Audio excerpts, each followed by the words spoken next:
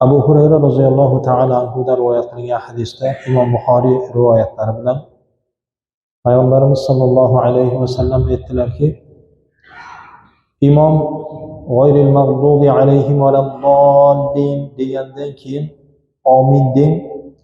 Kimning omini agar farishtalarning ominiga muvofiq kelsa, Alloh taolo uni gunohini mag'firat qiladi dedilar.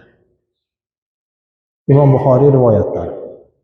Mana shu hadisda bir qancha olinadigan narsalar bor.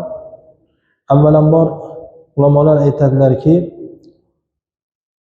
Payg'ambarimiz alayhisolatu vassalom imom g'oyril mag'dubi alayhim valaddallin degandan keyin omin deng dedilar. Shundan imom ominni jahriy aytmasligi kelib chiqadi dedi.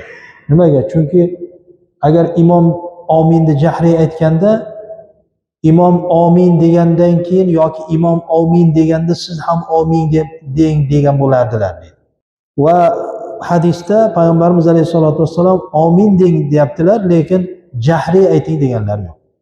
Jahriy aytadiganlar keltiradigan dalillarda ham omin deb ayting degan, lekin ominni jahriy ayting degan joy bironta joyda yo'q. Hanafiylar Qur'oni Karimdan oyatni dalil qilib, buni maxfiy bo'lishligiga dalil qilib aytadiki, Alloh taolo Qur'onda aytadiki, A'udhu billahi minash shaytonir rojim. Bismillahir rohmanir rohim. Ud'u robbakum tadarruan va xufya.